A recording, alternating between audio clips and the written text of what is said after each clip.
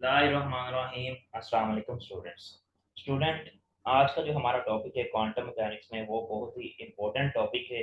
बहुत ही अहम किरदार अदा करता है ये वाला जो टॉपिक है, और एग्जाम के व्यू से भी ये बहुत ज़्यादा इम्पोर्टेंट टॉपिक है। इसका नाम है टाइम इंडिपेंडेंट परटर्बेशन थ्योरी। तो दोस्तों और स्टूडेंट्स, लास्ट टाइम हमने पढ़ा था कि हमारे पास जो परटर्बेशन थ्योरी है वो बेसिकली क्या चीज़ होती है।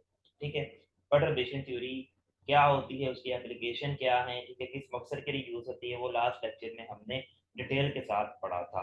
ठीक है, आज जो हमारा टॉपिक है वो उसी की एक टाइप है जिसका नाम है टाइम इंडिपेंडेंट परटर्बेशन थ्योरी। ठीक है, अब ये जो टाइम इंडिपेंडेंट परटर्बेशन थ्योरी है, ये दो तरह की होती है। एक हमारे पास है नॉन डीजेनरेट सिस्टम के लिए, और दूसरी हमारे पास है डीजेनरेट सिस्टम के लिए। इस लेक्चर में जो हम पढ़ेंगे वो हम पढ़ेंगे for the non degenerate system के लिए हम टाइम इंडिपेंडेंट परटर्बेशन थ्योरी को आज पढ़ेंगे। ठीक है, तो स्टार्ट करते हैं आज का लेक्चर। सबसे पहले देखते हैं, सबसे पहले मैं थोड़ा सा ओवरव्यू देता हूँ कि बेसिकली परटर्बेशन थ्योरी हमारे पास क्या होती है।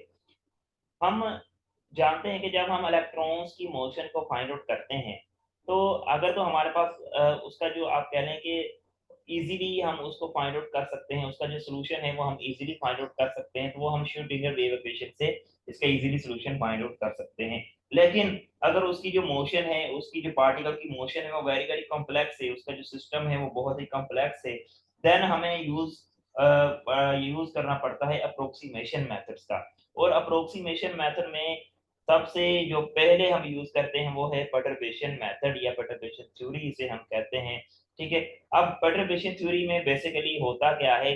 परटर्बेशन थ्योरी में हम क्या करते हैं, एक्सटर्नल डिस्टरबेंस क्रिएट करते हैं किसी भी सिस्टम के अंदर, उसके हैमिल्टोनियन में, और देन हम उसको फाइंड आउट करते हैं, उसका सॉल्यूशन हम इसको क्या कर देते हैं, उसका फाइंड आउट करते हैं, जिसमें हम ईगन वैल्यूज और उसकी जो वेव फंक्शन है, उसकी जो वेव क्वेश्चन है, वेव फंक्शन है, उसकी वैल्यूज को हम कैलकुलेट कर लेते हैं। ठीक है, तो ये हमारे पास था परटर्बेशन थ्योरी। लेकिन इसमें आगे फर्दर इसकी टाइप्स हैं, जिसमें टाइम इंडिपेंडेंट परटर्बेशन थ्योरी है। अब जो टाइम इंडिपेंडेंट परटर्बेशन थ्योरी है, ठीक है, उसकी आगे फर्दर दो टाइप्स हैं, दो केसेस हैं, जिसमें एक है नॉन डीजेनरेट केसेस और दूसरा हमारे पास है डीजेनरेट केसेस। ठीक है, तो हम दोनों को डिटेल के साथ पढ़ेंगे। इस लेक्चर में जो हम पढ़ेंगे वो है for the non degenerate system के लिए हम perturbation time independent perturbation theory को डिटेल के साथ पढ़ेंगे। ठीक है, तो स्टार्ट करते हैं। अब कहता है कि this type of perturbation theory is applicable when the perturbing pressure does not depend on the time and vary slowly with time compared to the characteristics time scale of the system। अब इसमें कहता है कि perturbation theory, ये time independent perturbation theory कब apply की जाती है, जब जो परटर्बिंग पोटेंशियल है, जब हम एक्सटर्नल जो पोटेंशियल हम देते हैं वो टाइम पे डिपेंड नहीं करता, वो टाइम पे डिपेंड नहीं करता, या अगर करेगा तो उसकी वैल्यू इतनी कम होगी कि वो टाइम के लिहाज से चेंजिंग नहीं होगी, देन हम इसे कहते हैं टाइम इंडिपेंडेंट परटर्बेशन थ्योरी कहते हैं। ठीक है, अब टाइम इंडिपेंडेंट परटर्बेशन थ्योरी किस मकसद के लिए यूज होती है। Time independent perturbation theory is used to find the correction to the eigenvalues and the wave function of the quantum system. अब जो टाइम इंडिपेंडेंट परटर्बेशन थ्योरी है वो हम यूज करते हैं एनर्जी, ईगन वैल्यूज और wave function of the quantum system की corrections को फाइंड आउट करने के लिए हम यूज करते हैं टाइम इंडिपेंडेंट परटर्बेशन थ्योरी। ठीक है, अब it involves expanding the wave function and energy eigenvalues in a power series of perturbing potential। अब ये होती कैसे है, वो कहता है कि हम वेव फंक्शन और एनर्जी eigenvalues की जो वैल्यूज है उसकी, उसको हम क्या करेंगे, एक्सपैंड करेंगे पावर सीरीज में। ठीक है, अब वो कैसे करेंगे वो हम डिटेल के साथ पढ़ेंगे इसी लेक्चर में। ठीक है, तो अब देखें, अब इस दूसरे पैराग्राफ में वो कहता है कि जो टाइम इंडिपेंडेंट परटर्बेशन थ्योरी है is a mathematical technique used in quantum mechanics to approximate the energy level and wave function of the quantum system when subjected to a perturbation which is small additional potential added to the original Hamiltonian। अब इसमें वो क्या कहता है कि जो हमारे पास time independent perturbation theory है वो एक मैथमेटिकल टेक्निक है क्वांटम मैकेनिक्स में, जिसमें हम क्या करते हैं, एनर्जी लेवल्स को और वेव फंक्शन को हम क्या करते हैं, उसकी अप्रोक्सीमेट वैल्यूज को फाइंड आउट करने की कोशिश करते हैं। जब हम क्या करते हैं, उसके हैमिल्टोनियन में एक्सटर्नल डिस्टर्बेंस करते हैं, देन क्या होता है उसमें आप कह रहे हैं कि एक्सटर्नल हमने उसमें इलेक्ट्रिक फील्ड अप्लाई की, ठीक है, या मैग्नेटिक फील्ड के अंदर उसको रखा, देन हमने यानी कि डिस्टरबेंस क्रिएट की, देन उसके नतीजे में उसके हैमिल्टोनियन में डिस्टरबेंस क्रिएट होगी और उसमें कुछ पोटेंशियल क्या हो जाएगा, ऐड हो जाएगा। ठीक है, अब वो कहता है कि this theory can be applied to the both degenerate and the non degenerate system. अब वो कहता है कि ये जो थ्योरी है ये दोनों केसेस सिस्टम के लिए यूज होती है, डीजेनरेट सिस्टम के लिए भी और नॉन डीजेनरेट सिस्टम के लिए भी, लेकिन दोनों में थोड़ा थोड़ा डिफरेंट है। हम जानते हैं सबसे पहले कि डीजेनरेट और नॉन डीजेनरेट जिस सिस्टम की हम बात कर रहे हैं वो बेसिकली होता क्या है, ताकि आपको थोड़ा सा पता चल जाए कि वो भी क्या चीज है। ठीक है, देखिए सबसे पहले जो हमारे पास है नॉन डीजेनरेट सिस्टम। ठीक है, अब वो कहता है कि in non degenerate system the energy levels of the unperturbed Hamiltonian are non degenerate. अब वो कहता है कि नॉन डीजेनरेट सिस्टम में जो हमारे पास एनर्जी लेवल है उसमें जो हैमिल्टोनियन है, अनपर्टर्ब्ड हैमिल्टोनियन है, वो हमारे पास क्या होता है, नॉन डीजेनरेट होता है। अब नॉन डीजेनरेट होता क्या है, यही तो हमें पढ़ना है। अब इसका मतलब है meaning each energy eigen values has unique eigen state. अब इसका मतलब है कि जो हमारे पास एनर्जी इगन वैल्यू है, ठीक है, उनकी जो एनर्जी इगन स्टेट है वो क्या होगी, वो सबकी डिफरेंट होगी। तो सबकी क्या होगी, डिफरेंट होगी। जबकि in generate system the energy level of unperturbed Hamiltonian are degenerate. इसका मतलब है कि multiple energy eigen values have same energy, के जो हमारे पास मल्टीपल एनर्जी इगन वैल्यू है उनकी सेम एनर्जी हो सकती है, जब इसमें एनर्जी सेम नहीं हो सकती। ठीक है, अब नॉन डीजेनरेट परटर्बेशन थ्योरी के लिए हमें डायगोनल मैट्रिक्स रिप्रेजेंटेशन हमें यानी कि मैट्रिक्स में रिप्रेजेंट करने की जरूरत नहीं होती। डायगोनल में जो मैट्रिक्स में यूज करते हैं उसमें हमें रिप्रेजेंट करने की जरूरत नहीं होती परटर्बेशन को, जबकि डीजेनरेट सिस्टम में हमें इसकी जरूरत पड़ती है। ठीक है, तो हम इसकी स्टार्ट करते हैं डेरिवेशंस को। सबसे पहले देखें, ये हमारे पास H है टोटल हैमिल्टोनियन। H हमारे पास क्या है, total Hamiltonian, which is equal to the H not plus lambda H prime. ठीक है, अब इसमें ये जो H है ये टोटल हैमिल्टोनियन है, H नॉट ये हमारे पास क्या है, अनपर्टर्ब्ड हैमिल्टोनियन, यानी कि जब हमने सिस्टम में कोई भी एक्सटर्नल डिस्टरबेंस नहीं की, देन उसके बाद जो सिस्टम के पास हैमिल्टोनियन होगा वो हमारा वो क्या होगा, H not plus lambda H prime. अब इसमें जो H प्राइम है वो है परटर्ब्ड हैमिल्टोनियन, यानी कि जब हमने एक्सटर्नल डिस्टरबेंस पैदा कर दी उस सिस्टम के अंदर, ठीक है, देन हमारा उसके बाद जो हैमिल्टोनियन होगा वो हमारे वो क्या होगा, H प्राइम होगा। और जो लैम्डा है वो हमारे पास क्या है, स्ट्रेंथ ऑफ द परटर्बेशन है, और उसकी जो वैल्यू है वो हमेशा 0 से लेकर 1 तक होगी। ठीक है, देन फिर हम जानते हैं Schrodinger wave equations which is equal to H psi n is equal to En psi n। ये हमारे पास क्या है, श्रोडिंगर वेव इक्वेशन है, ये हमने डिटेल के साथ पढ़ी थी, प्रूव भी की थी। अब हमने क्या किया है, एक्सपैंड कर दिया है En और psi n की वैल्यूज को in a series of power of lambda by using the Maclaurin theorems. अब हमने मैक्लॉरन थ्योरम्स के जरिए En और psi n को हमने क्या कर दिया, एक्सपैंड कर दिया है in the power of lambda, in series of power of lambda by Maclaurin theorem. Maclaurin theorem क्या है, सीरीज को एक्सपैंड करने के लिए हम यूज करते हैं, मैथमेटिक्स में आपने पढ़ा होगा। तो हमारे पास जो psi n है वो हमारे पास क्या हो जाएगा, psi n की power 0 plus lambda psi n की पावर 1। अब इसमें यहाँ पे लैम्डा नहीं है, इसका मतलब है लैम्डा की पावर क्या है, 0 है। तो किसी भी चीज की पावर 0 हो तो 1 होती है, 1 लिखने की जरूरत नहीं होती। ठीक है, यहाँ पे लैम्डा की पावर 1 है, तो देन साई एन की पावर भी 1 हो जाएगी, लैम्डा की पावर 2 है, साई एन की पावर भी क्या हो जाएगी, 2 हो जाएगी, एंड सो ऑन। इसी तरह ई एन है, ई एन की पावर 0 है, फिर लैम्डा की पावर 1 है, ई एन की पावर भी 1 है, लैम्डा की पावर 2 है, ई एन की पावर भी 2 है, एंड सो ऑन।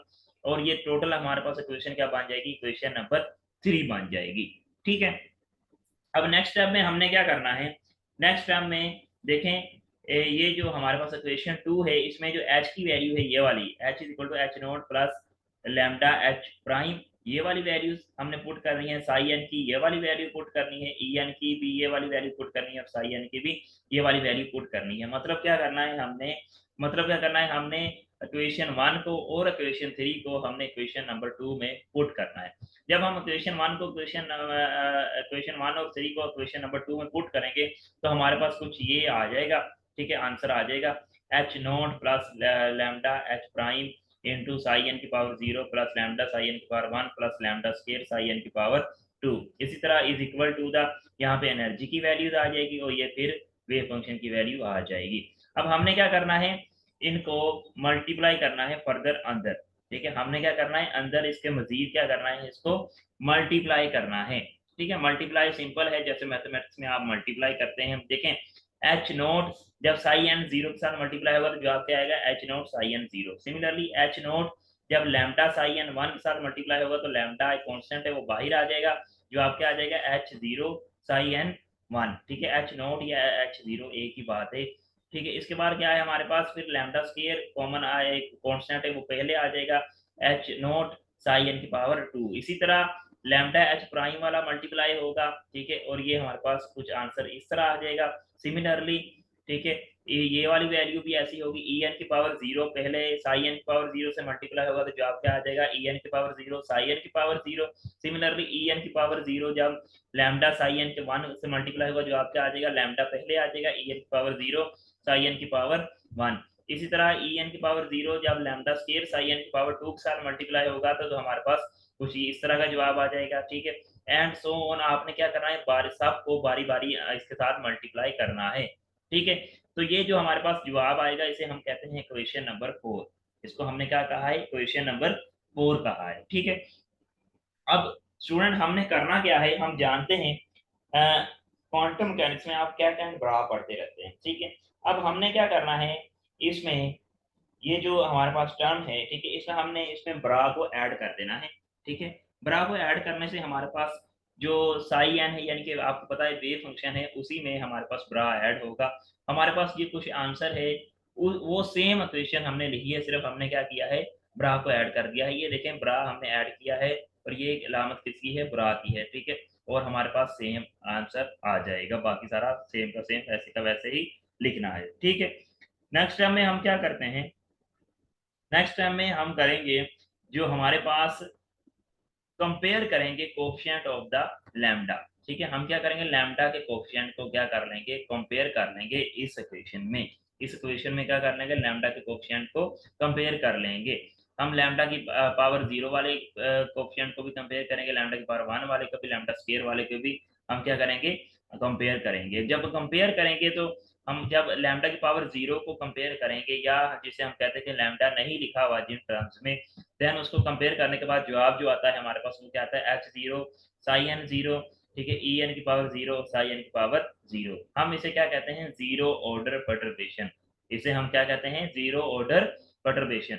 सिमिलरली जब हम लैम्डा की पावर वन वाले को कंपेयर करेंगे, देन हमारे पास जवाब क्या आएगा, एच नोट साई एन की power one plus H prime psi n की power zero is equal to E n की power zero plus psi n की power one plus E n की पावर वन साई एन की power zero. ये हमारे पास जो equation आ जाएगी, हमने इसको नाम दे दिया इक्वेशन नंबर 5 का, और हम इसे क्या कहते हैं, फर्स्ट ऑर्डर परटर्बेशन। हम इसे क्या कहते हैं, फर्स्ट ऑर्डर परटर्बेशन। देन हमने क्या करना है, सिंपली हमने ऑपरेट करना है कैट के साथ। पहले हम देखें ब्रा लगाया था, अब हमने क्या करना है, कैट के साथ साई एन की पावर जीरो को वो साइड पे क्या करना है, ऑपरेट करना है। देन जब हम यहाँ पे ऑपरेट करेंगे, देखें ये पहले आ जाएगा। ठीक है, ये वाली टर्म क्या आ जाएगी, पहले आ जाएगी। तो बाकी सारी हम सिर्फ किस में अप्लाई करेंगे, क्वेश्चन नंबर 5 में करेंगे। ठीक है, क्वेश्चन नंबर 5 में जब हम इसको अप्लाई करेंगे तो हमारे पास ये कुछ, ये जो हमारे पास आंसर आ जाएगा। ठीक है, अब इसमें थोड़ा सा यहाँ से समझना है आपने, ये जो हमारे पास इक्वेशन आ गई है, ठीक है, ये जो हमारे पास इक्वेशन आ गई है, ये वाली जो हमारे पास इक्वेशन है, ठीक है। अब हम जानते हैं कि जो साई एन की पावर जीरो, अगर तो दोनों हमारे पास सेम है फंक्शन, दोनों हमारे पास वेव फंक्शन क्या है, सेम है, तो इसका जवाब क्या आएगा, वन आएगा, जिसे हम नॉर्मलाइजेशन भी कहते हैं। अगर तो वो डिफरेंट है तो जवाब क्या आएगा, जीरो आएगा। मतलब देखें अगर जीरो जीरो है तो जवाब क्या आएगा, वन आएगा। अगर जीरो वन है या वन जीरो है, जवाब क्या आ जाएगा हमारे पास, जीरो आ जाएगा। ठीक है, सिमिलरली हम ये भी जानते हैं, हम श्रोडिंगर वेव इक्वेशन से, कि जो साई एन और एच नॉट ये किसके बराबर होता है, ई एन की पावर जीरो साई एन की पावर जीरो के बराबर हो जाता है। देन हम देखें यहाँ पर, देखें ये जो हमारे पास टर्म है ई एन की पावर जीरो, देखें इसकी जगह पे क्या आ जाएगा, साई एन की पावर जीरो एच नोट, इतनी जो टर्म है, ये वाली जो टर्म है, इसकी जगह पे क्या आ जाएगा, ई एन की पावर जीरो आ जाएगा। ठीक है, प्लस, ठीक है, साई एन की पावर जीरो साई एन की power one, plus psi n की power 0 H prime psi n की पावर 0 ई एन की पावर 1 साई एन की पावर 0 इंटू 0। अब इसमें देखें ये जो 0 और 1 वाला है, ये वाला जो पोर्शन है 0 और 1 जिसमें ई एन की पावर 0 है, ये वाला पोर्शन क्या आ जाएगा 0, क्योंकि इसका जवाब क्या आता है 0। इसका जवाब यानी कि 0 और 1 का वाले का जवाब क्या आता है 0 आता है। तो ई एन कॉन्स्टेंट है, ये बाहर निकल जाएगा, जबकि ये वाली टर्म क्या हो जाएगी 0 हो जाएगी। इसी तरह ई एन 1 की कॉन्स्टेंट है, ये बाहर निकल जाएगा। साई एन की पावर 0 इंटू साई एन की पावर 0, ये इसका जवाब क्या आ जाएगा 1 आ जाएगा। तो 1 लिखने की जरूरत नहीं है। तो हमारे पास जो फर्स्ट ऑर्डर जो हमारे पास परटर्बेशन है उसका जो सोल्यूशन आ जाता है एनर्जी इगन वैल्यू का, वो हमारे पास क्या आ जाता है साई एन की power 0 into H prime plus psi n की पावर 0। ठीक है, ये हमारे पास क्या आ जाएगा फर्स्ट ऑर्डर परटर्बेशन, यानी कि उसका सोल्यूशन आ जाएगा, उससे करेक्शन आ जाएगी। ठीक है, तो उम्मीद करता हूँ आज का लेक्चर आपको समझ में आया होगा। तो आपने ये लेक्चर तसल्ली के साथ देखना है, नोट करना है, ताकि आपको फर्दर सारे स्टेप इसमें किए हुए ताकि आपको डिटेल के साथ समझ आ जाए। मिलते हैं नेक्स्ट लेक्चर में। अल्लाह हाफिज़।